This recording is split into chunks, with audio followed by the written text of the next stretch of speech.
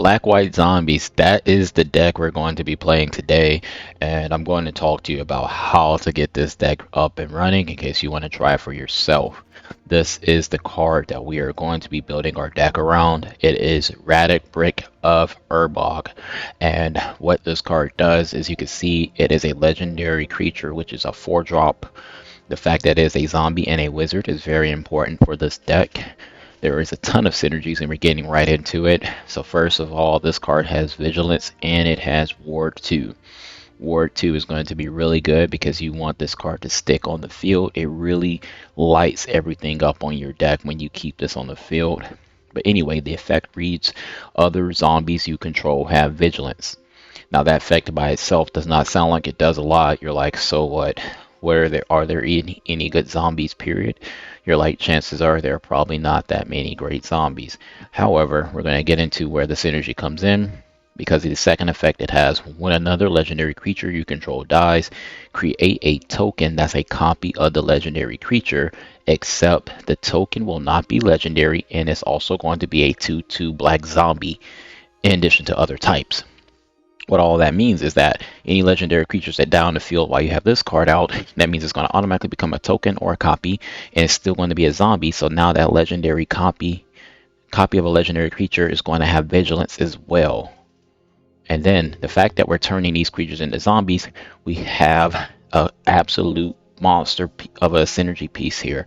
So since all your creatures are going to get turned into zombies when they die, you're also going to combo this with Wand of Orcus, which is a legendary artifact equipment that is a 3 cost. And as you equip this, that creature, whenever it attacks or blocks, all your zombies gain Death Touch until the end of the turn. So if you're on offense or defense, you're giving all your zombies you're giving all your zombies Death Touch. So now it is more risky for your opponent to even attack into you or even block you. If you happen to get a hit on block, if you happen to get an attack in, you see whenever the equipped creature deals combat damage, you create that many 2/2 black zombie creature tokens. So this is going to be really good because anytime you land a hit, however much damage you do with that creature that's equipped, you can create 3-4 tokens just like that. And those zombie creatures do get Death Touch whenever you're blocking whatever creature this is attached to. So this is super synergistic, as you can see, because we already have Ratadrabik that turns all legendary creatures into zombies. It's kind of hard to get rid of with Ward 2. And then you got Wand of Orcus, so that way if you are blocking or attacking, you're getting a benefit. You're going to be getting rid of all of their creatures pretty easily because you don't have to really run removal once you get Orcus on the field. We do have a flyer in the deck because that is going to help with a lot of things here. Angel of Unity really pieces the deck together because there are so many things we need to break down here. This is technically a party deck, so we need Angel Cleric in here. And what it does is basically anytime it enters the battlefield, or if you cast a party spell, anything that's a rogue, a cleric, a warrior, a wizard, then you're going to buff a creature in your hand. Since the deck plays mostly creatures, then this is automatically going to hit almost every single turn. You're going to be perpetually gaining 1+1. Why is that important? If you're playing creatures that are getting buffed, then that means technically your Wand of Orcus is going to have stronger creatures to attack with when you equipped it. So now you're starting to see these pieces are all going together. Ratadrabik, Wand of Orcus, Angel of Unity, buffing everything, because now since we know that we're playing party, that means we have to have creatures in our deck that are clerics, we need rogues in our deck, we need warriors, we need wizards. So let's back up a little bit. We'll see even the main staple of the deck is actually a wizard. So it's almost a no-brainer at this point to play a party deck. So you got the wizard here, Angel of Unity. This is a cleric. So that's wizard and cleric. That's 2 cards already, ultra synergistic. And this right here, the party pooper is what I'm going to call her. Maybe she's the life of the party, actually. Nalia, the Arnice.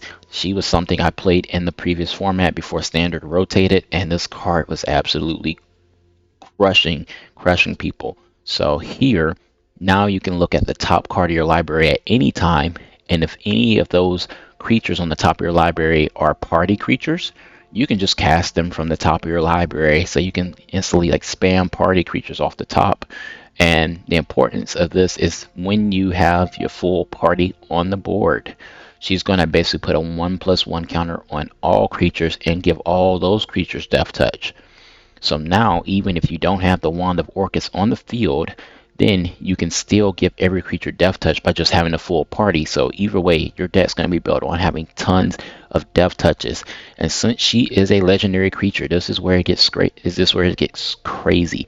Since she is a legendary creature, guess what? If they happen to kill Nalia while you have Ratadrabik on the field, you're just going to get your Nalia back because it's going to come back in the form of a token. And now it's also going to be a zombie that has vigilance on top of that. So you're going to get the Nalia back either way, even if this happens to die. And also what could happen is you can get to a point where you can have Nalia on the field and you can have a token of Nalia on the field. So once you have a full party, you're getting 2 1/1 counters on all creatures, all death touch every single turn. So you can see you can build up your deck where your opponent will not be able to block eventually if they just don't get rid of the creatures. Usually they'll have to get rid of Ratadrabik, because if they get rid of some of your other creatures like this, which is a legendary, like this, which is a legendary, like this, oh, those aren't legendaries, but like this, which is a legendary, they're going to keep spamming. You're going to basically keep spamming creatures on the field. So what happens when they do get rid of Ratadrabik? We've got a little bit of insurance. Now, so let's look at this. Let's say you play a turn 1 warrior, play a turn 1 warrior, turn 2 cleric, and then you have a turn 3 rogue. What you do next is you have a turn 4 wizard. That gives you a full party on turn 4 if you happen to get it that way. Now let's say they kill the Ratadrabik on their turn, so that's probably going to be their whole turn and still have to use extra mana. It may cost them 4 mana. So that uses up their whole turn 4. Now it's your turn 5. What you could simply do is play the Okiba Salvage, and you're just going to return that creature from the graveyard to the battlefield. And since we don't have an enchantment or artifact on the field at that time, either way, put it back on your battlefield to get the Ratadrabik back. It's going to give him another some more 1/1s if you have an artifact like this out on the field, or artifact like that out on the field. But anyway, you get them right back, and you just keep repeating the process, and they've got to get rid of Ratadrabik all over again. Now, in between there, you do have other legendary creatures. This is a rogue, so this is good for when you start gaining life, or you need to burn the opponent out for life. This can be an Ender, Elspeth. This is just good if you need to put any specific counters on your creatures at the top end to help finish off some things. Also, since a lot of your creatures are mana cost 3 and below, the -3 effect is almost guaranteed. When you look at the top 7 cards, you could easily use this to pull a Nalia off the top and just sit it down on the battlefield, which then could automatically give you the full party if that's what you need. So there's a lot of synergy here. Just looking through it one more time, and then we're going to get into some matches. You have the warrior here. This card is in here because there's a warrior. This is a cleric. This is another cleric. So we have 8 clerics. The way I built it, you have 8 clerics here in the entire deck. You have 8 warriors. So there's 4 warriors here. And then there are that's 5 warriors. And let's see where we had our other warriors in here somewhere. Trying to remember who are our other warriors. You know, I might be capping on that. We didn't make any other warriors, did we? So the warriors are a little bit hard to come by, but I have five warriors, and this one actually comes back from the grave. So that's what's the importance of this, is you're able to put a warrior on the field just if you need it to get that party effect. But so we got 8 clerics, we have 5 warriors, and then if we're looking at wizards, you got 1, 2. How many wizards we got? Yeah, we got 6 wizards. And then we got a few rogues here. We got about 7 rogues. So it gives you a lot of versatility on making sure you can actually get to the party here. You got creatures that already have death touch on their own, some that have flying and lifelink on your own to help keep you alive. This has flying, so that way even when your non-token creatures die, you actually still get something from that. You get a blood token to help you draw, get those lands out of your hand if you need to cycle through later in the game. You have the Pact Weapon, which we could talk all day about the Pact Weapon. The Pact Weapon is actually going to be good to put on something like the Ratadrabik, depending if you're trying to stall out and make them work harder to be able to kill you until you can attack for game. However, if you have a flying creature, this can go in a whole lot if you're using the Voldaren or the Angel, because the Pact Weapon will basically, you equip it to those flying creatures, so it makes it easier, that chance that you'll be able to attack through for damage. And whenever you attack, you're going to draw a card, which is going to be super helpful. And then whatever the mana cost of that card, you're going to lose that life but get X plus S.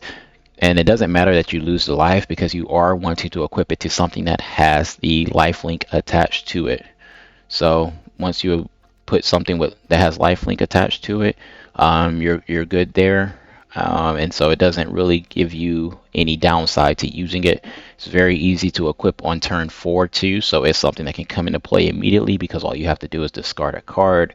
So if your hand's overfull with lands, then you can just get rid of that extra land and keep up the aggression on the opponent. And most of your creatures, like I said, are going to have Death Touch regardless. So chances are they're probably not going to block the creature, or they're going to lose a creature. You have small little things like this. This is a rogue, but also helps you create treasure tokens that can help you eliminate some of your opponent's creatures. So that's just another form of removal, besides everything already finding ways to have Death Touch. You have Body Launderer in here, which basically allows you to connive anytime any of your creatures die, as long as they're the non-token ones. And you can basically get any non-rogue card back from your graveyard and just put it on the battlefield if they happen to kill the Body Launderer, which you have almost every other creature in the deck are non-rogues for the most part. So it's easy to keep your field full. So this deck actually works really okay against board wipes because of the Ratadrabik and the Body Launderer, creating tokens for everything.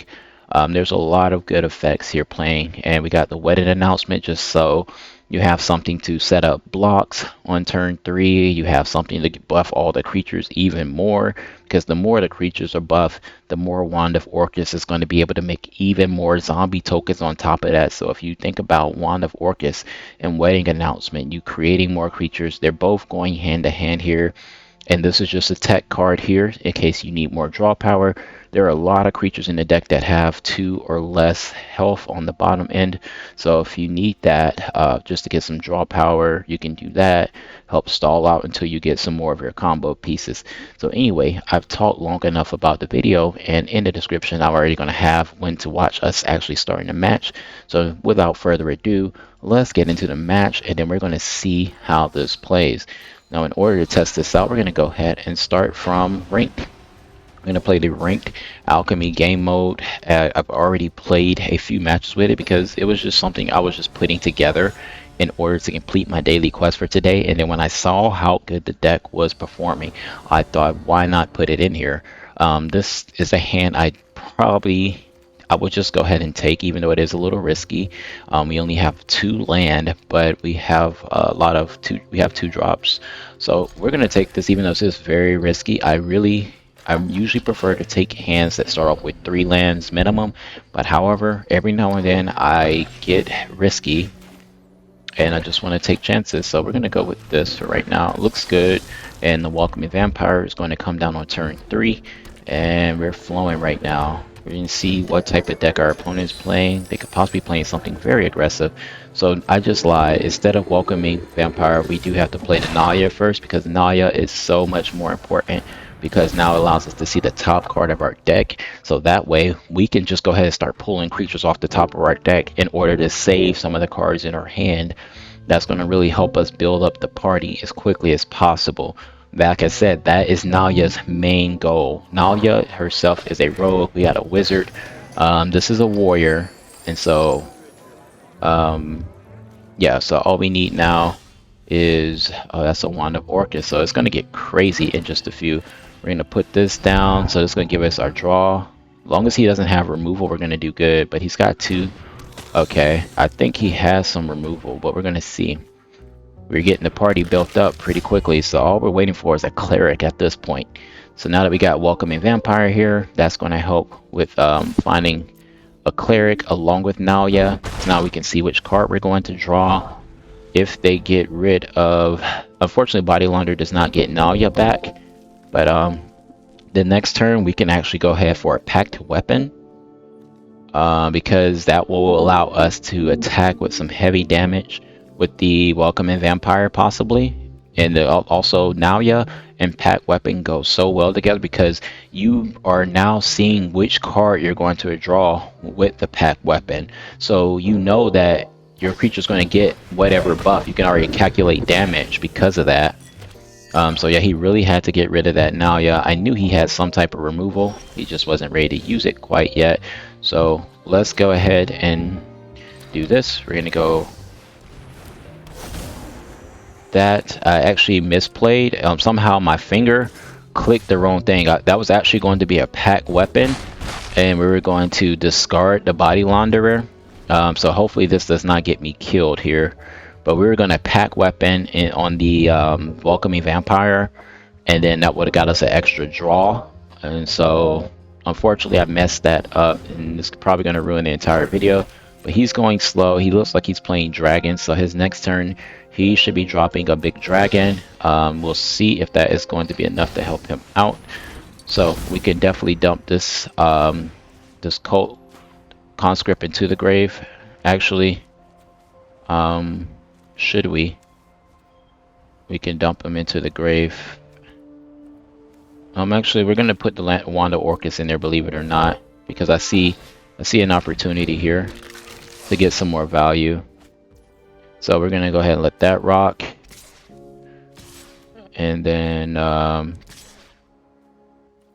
we'll go ahead and let that play that way. Good. So we're buffing, and he can block there. So now we got a lot of pressure. Granted, he's gonna put down a dragon on his next turn. He's gonna put down a dragon on his next turn, and it's going to be pretty large. We probably just put the Pact Weapon on the Body Launderer for some pressure, because now we got a Death Touch that's probably going to be attacking with a higher attack. If we don't have anything, we need to go for a slow turn. We could probably put out the Shadowheart and then specialize it. And so he's got the one that does a lot of damage. So this doesn't stop him from losing the match, however, granted that he has that. So what we're going to do is go ahead and just put this on the Launderer, and then we're gonna go ahead and go in for the attack. Get this out of the way in case he wants to get rid of the Welcoming Vampire. We just make sure we get some value out of it. All right, and we'll attack with the Body Launderer. And that's another Wand of Orcus, so this is beautiful. So you see this deck just flows, man. And so he's not going to sacrifice his dragon for right now. He wants to wait. Alright, cool. That is fine with me. If you want to wait, we're going to go ahead and do this.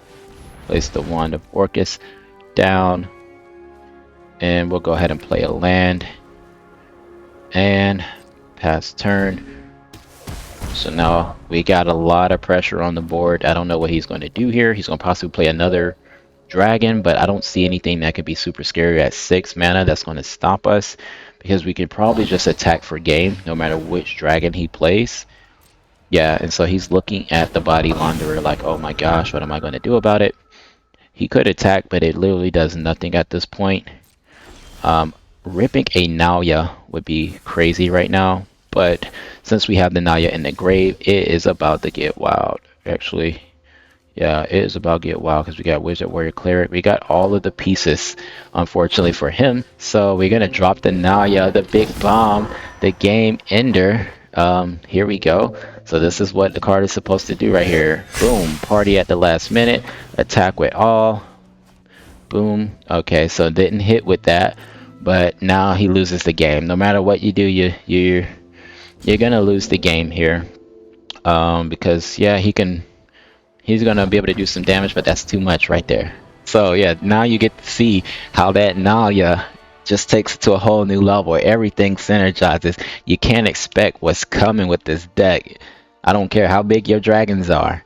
Anyway, if you loved the video, please subscribe to the YouTube channel so you can see more Magic the Gathering videos like this. Drop a comment down below and let me know if there's a specific card you'd like for me to make a combo deck out of, and I'll see what I can do. Maybe build it for you in a video. Thank you for watching.